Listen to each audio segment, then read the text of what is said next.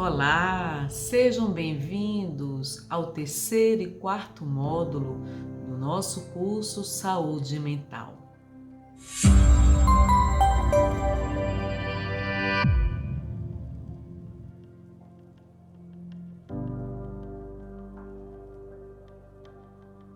Não se esqueçam de se inscreverem no nosso canal, darem um like e fazerem seus comentários. Esse feedback é muito importante quanto à avaliação do nosso desempenho nesses dois módulos, onde iremos tratar sobre os temas depressão e insônia. No mundo inteiro, 300 milhões de pessoas são diagnosticadas com o transtorno mental da depressão. O nosso país, infelizmente, ocupa o primeiro lugar na América Latina, com cerca de 12 milhões de pessoas. Esses dados foram sinalizados pela Organização Mundial da Saúde antes da pandemia. Com isso, nós observamos que há uma tendência ao agravamento do número de casos do transtorno mental da depressão. Foi feito recentemente uma pesquisa pela Universidade UERJ, no Rio de Janeiro, onde se identificou que houve um aumento de 100% nos casos de depressão no Brasil. E essa pesquisa ocorreu durante o primeiro mês da pandemia. Assim já percebemos o quanto que esse assunto é grave, o assunto da depressão. Esse transtorno mental é considerado a maior doença incapacitante do retorno do trabalhador ao seu ambiente de trabalho.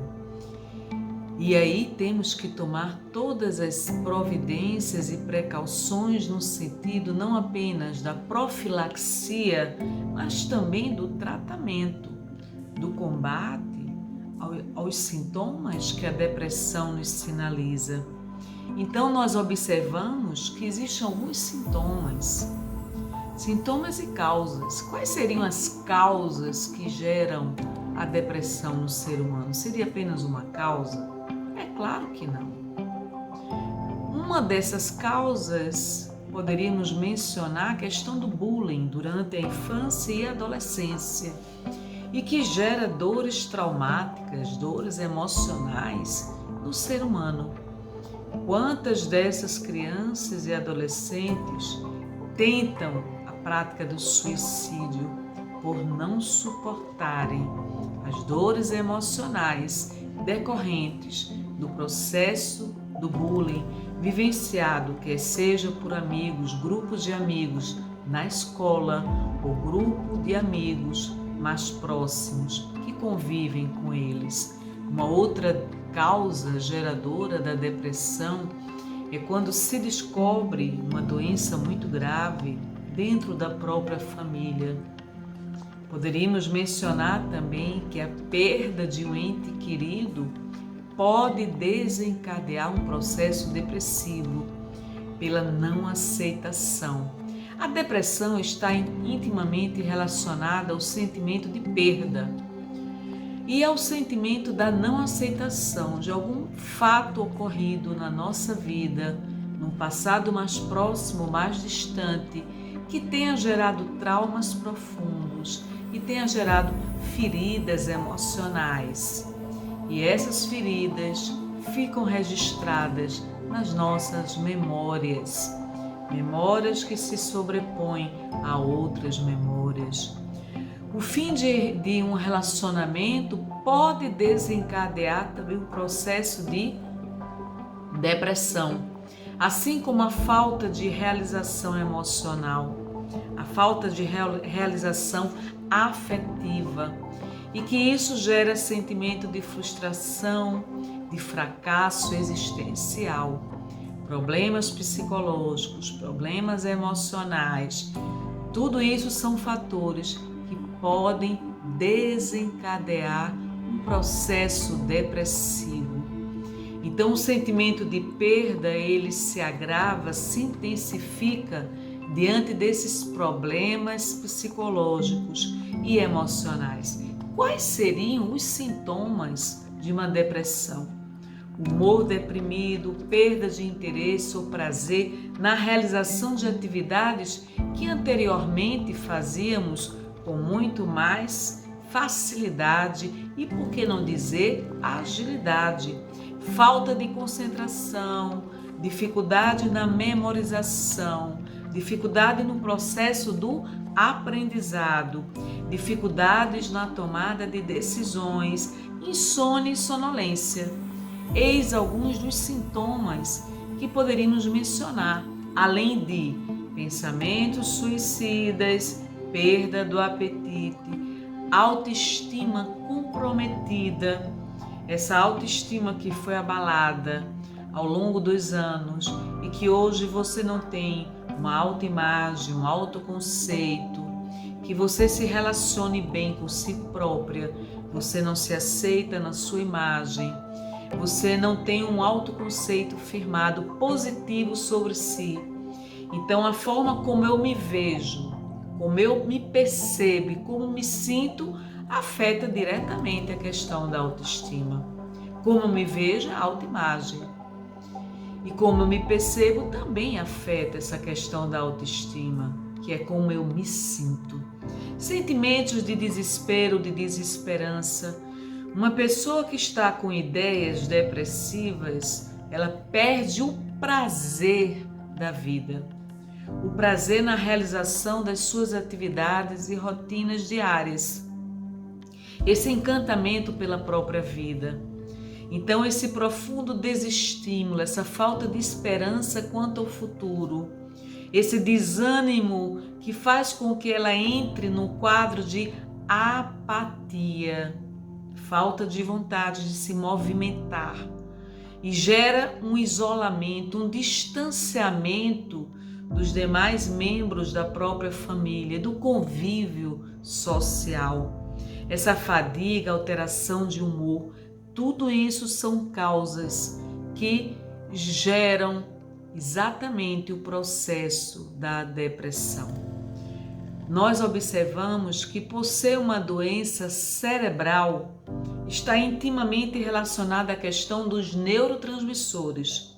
As células do nosso cérebro se chamam neurônios. E esses neurônios se comunicam e desencadeiam estímulos através dos neurotransmissores. Então, o que acontece com o cérebro de uma pessoa deprimida? Serotonina baixa, noradrenalina baixa e dopamina baixa. Na serotonina, o neurotransmissor está intimamente relacionado à impulsividade, apetite, dor e prazer sexual. Na noradrenalina, existe a relação desse neurotransmissor com o humor e com a felicidade e o prazer. Na dopamina, nós temos a dificuldade da concentração, do processo de memorização e do aprendizado, pela insuficiência desse neurotransmissor. Então, observem que a questão da depressão não está apenas relacionada ao quadro mental, está relacionado também ao quadro fisiológico, ao funcionamento do cérebro. E é claro que os nossos pensamentos, as nossas emoções impactam no nosso corpo físico. Mente, corpo, emoção, pensamentos estão intrinsecamente relacionados. O diagnóstico geralmente é dado de uma forma clínica e o profissional especializado no diagnóstico é o psiquiatra. E claro que o tratamento pode e deve ser acompanhado também por um psicólogo. E nós temos que ter pelo menos 5 desses sintomas que nós vamos mencionar agora para sermos diagnosticados no quadro depressivo. Humor deprimido, perda de prazer, ganho de peso, insônia, agitação, fadiga, perda de energia, sentimento de culpa, habilidade reduzida de pensar, pensamento de morte. Se nós temos 5 desses sintomas, acredite, nós já estamos enquadrados na questão do transtorno da depressão. Como lidar com alguém que esteja vivenciando esse quadro na nossa família, um ente querido, um amigo mais próximo nosso.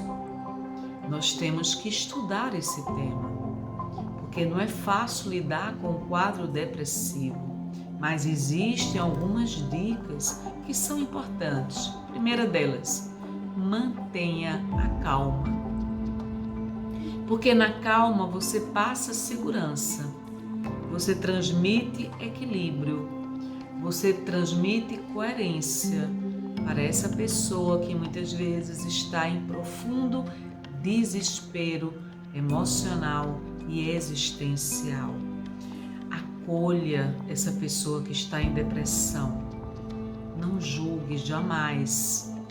O que menos ela espera agora de você é que você a julgue e você a critique. Porque muitas vezes uma pessoa extremamente deprimida, em quadros moderados a grave de depressão, ela já não consegue mais controlar o próprio pensamento. Não consegue dominar o adoecimento mental que ela se encontra. Lembremos-nos que depressão é um transtorno mental. E o transtorno mental afeta o funcionamento não apenas da mente, mas do nosso cérebro. A mente ela é composta pelo cérebro, pelos pensamentos e pelos sentimentos que nós emitimos. Uma vez que o cérebro esteja funcionando em deficiência, aí já existe um transtorno mental instalado e nós precisamos compreender isso. Não se coloque, também uma outra dica é, não se coloque como referência de comportamento. Por quê? Porque o que menos essa pessoa em depressão precisa é ouvir de você que você é mais forte, que você tem melhor conduta, melhor exemplificação, maior moralidade do que ela própria. Ela já está com sua autoestima profundamente abalada. Não se coloque como exemplo superior a ela.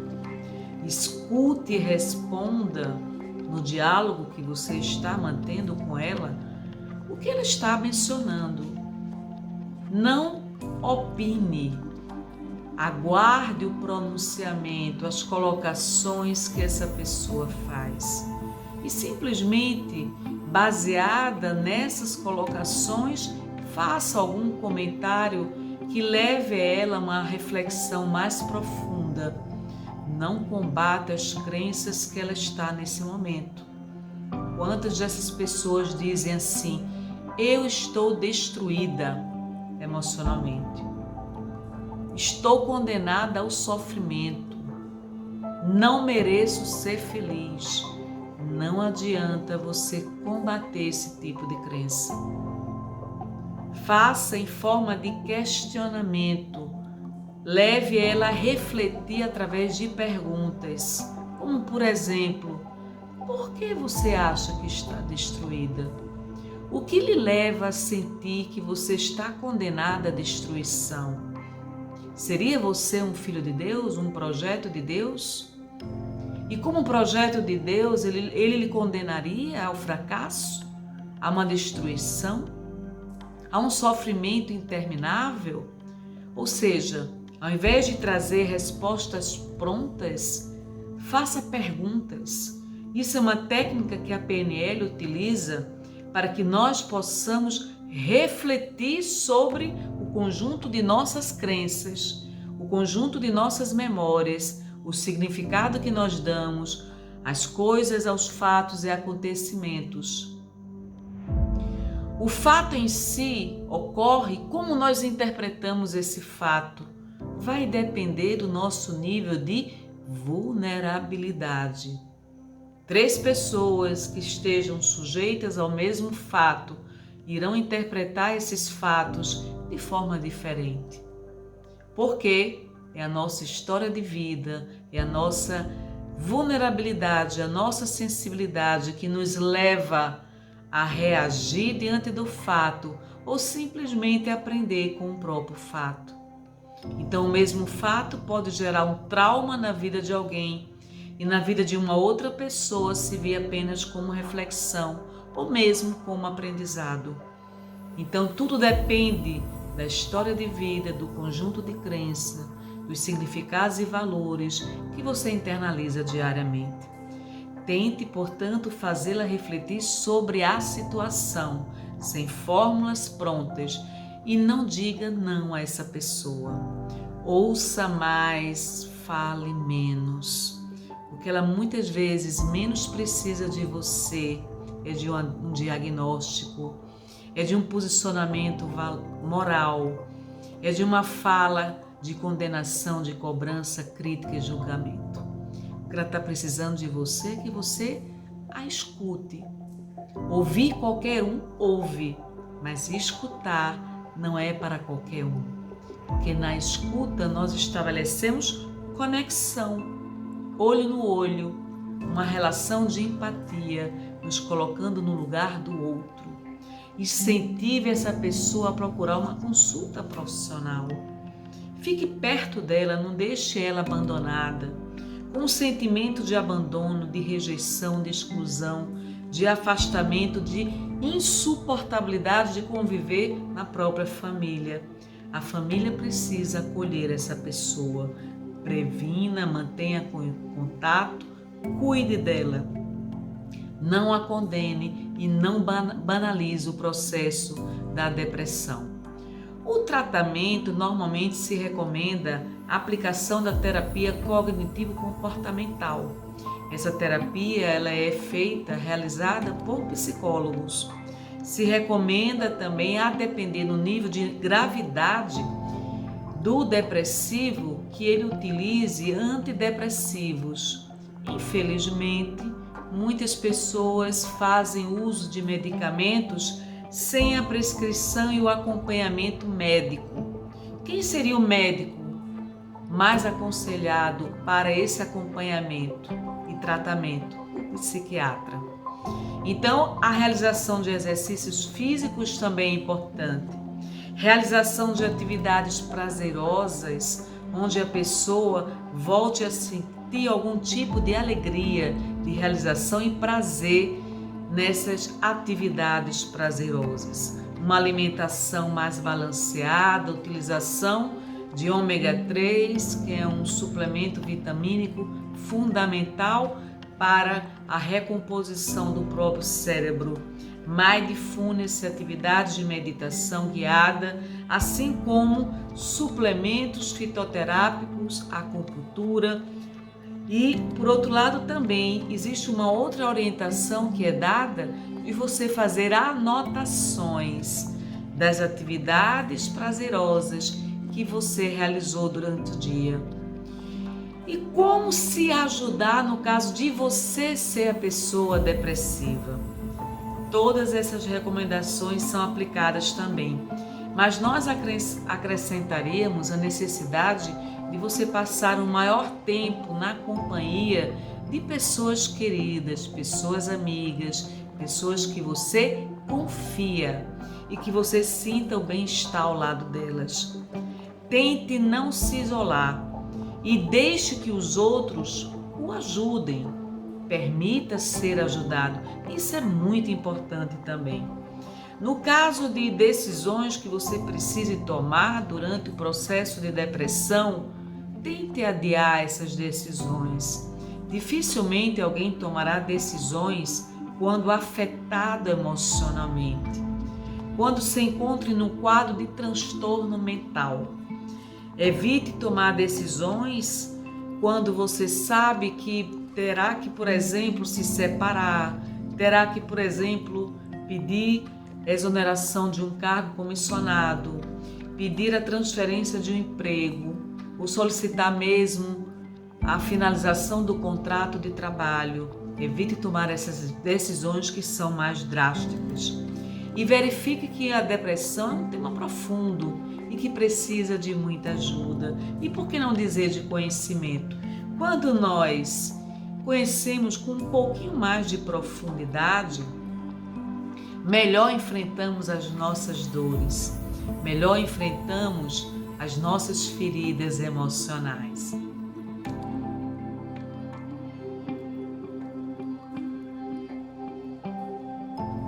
incrível que pareça, a insônia também é um transtorno mental e que acomete cerca de 60% dos nossos brasileiros, do nosso povo. Veja que não é algo tão incomum. Nesse período de pandemia, tende-se a agravar a questão da insônia. Já ouvimos muitos relatos de pessoas que estão trocando a noite pelo dia. E nós sabemos que uma noite de sono não se recupera durante o dia. Como poderíamos citar a questão da insônia? Ela se dá em vários quadros que nós vamos mencionar, mas é necessário que nós observemos quais são os hábitos que nós estamos tendo diariamente. Estamos fazendo atividades físicas à noite? Estamos nos alimentando de alimentos de difícil digestão? Estamos ingerindo bebida alcoólica à noite? Estamos levando para o nosso quarto tablet, celular, aparelhos eletroeletrônicos? Nós sabemos que tudo isso interfere na qualidade do sono. Vamos mostrar para vocês agora o diagnóstico da questão do sono. Nesse diagnóstico, nós poderemos ser diagnosticados com insônia aguda. Insônia aguda é aquela que dura até um mês. Insônia de curto prazo é aquela que dura entre 1 a 3 meses. E a insônia crônica é aquela que dura por mais de 3 meses. Tem pessoas que lidam a vida inteira com o problema da insônia. E o mais grave é que a insônia, quando se torna crônica, pode desencadear outros tipos de transtornos mentais. Normalmente, pessoas que estão no quadro de depressão, da TAG, transtorno da ansiedade generalizada, também estão sofrendo do transtorno da própria insônia. Quais seriam, portanto, as causas geradoras da insônia? Vamos ver aqui. Decorrente de um quadro psiquiátrico, doenças físicas, como por exemplo dores crônicas que você esteja vivenciando, insônia condicionada. O que é insônia condicionada? É aquele condicionamento do cérebro que eu não consigo dormir nesse lugar, eu não vou conseguir dormir no meu quarto. E aí você programa o seu cérebro para a questão da insônia. Isso é feito inconscientemente, mas são hábitos que você vai alimentando diariamente. Ou quando você está sob um forte estresse, um período de estresse intensificado, um período em que você está sendo alvo de cobranças, de pressões psicológicas e emocionais, e você leva para a cama um conjunto de problemas que você não consegue se libertar desses problemas. E você fica remoendo, ruminando esses problemas e não consegue dormir. Por quê? Porque você está tenso. Sua atividade cerebral está hiperexcitada. Sua mente está completamente dominada pelos problemas. Como conciliar o sono dessa forma? Vamos apresentar agora o slide número 48. Observem que nesse slide, nos sintomas da insônia, nós iremos identificar a dificuldade para pegar um sono, para adormecer. Quando nós acordamos antes do horário que normalmente nós acordávamos. Quando nós nos encontramos num quadro de irritabilidade e ansiedade. Ou mesmo quando nós acordamos várias vezes durante a noite e temos dificuldade de voltar a dormir. Um outro sintoma é o cansaço, mesmo que nós tenhamos dormido uma noite inteira. Nos acordamos exauridos fisicamente e mentalmente. Dificuldade de concentração de memória, dificuldade para voltar a dormir, que já mencionamos, fadiga e sonolência durante o dia. É claro, se nós tivermos uma noite de insônia, teremos um cansaço muito grande durante o dia e falta de coordenação motora. Vamos mostrar agora o slide número 49. Quais são as consequências da insônia, quer seja no corpo, quer seja na mente. e na questão psicológica. Vamos observar aqui. No aspecto psicológico, a queda de performance, tempo de reação mais lento, risco de depressão, risco de transtorno da ansiedade. Na questão física, má função do sistema imunológico. Então, quando nós estamos sofrendo de insônia, temos a nossa imunidade diminuída, sobrepeso ou obesidade, pressão alta, risco de doenças cardíacas. Quais seriam, portanto, agora as dicas que a higiene do sono nos dá para nós enfrentarmos da melhor maneira possível a questão da insônia? Que possamos dormir num quarto mais aconchegante, um quarto mais escuro, onde não estejamos expostos à luz, porque a luz afeta diretamente o funcionamento do cérebro. Que esse quarto tenha uma temperatura agradável, que nós não estejamos assistindo televisão, não estejamos com tablet, como já mencionamos, e celulares na nossa cama, ou realizando trabalhos na nossa cama, que mantenhamos horários constantes para dormir, que façamos atividades físicas durante o dia e não à noite, evitemos refeições pesadas, como já mencionamos, que possamos ir para o quarto apenas para dormir ou para a comunhão sexual com o nosso cônjuge, com a nossa companheira, evitando que esse quarto se transforme num local indesejável ou mesmo desagradável. Esse quarto deve ser um quarto inspirador, um quarto agradável, que nós nos sintamos bem. Então essas dicas nos auxiliam para que possamos adormecer de uma forma mais relaxada. A meditação nos ajuda, a prece nos ajuda, a oração diária, a respiração, bons pensamentos, leveza na alma, e evitemos de levar para a cama os nossos problemas. Deixemos esses problemas onde eles devem ficar. Com isso, com certeza, não esgotamos o tema, fizemos um breve resumo sobre depressão e insônia. Até o próximo 5º módulo. Muita paz!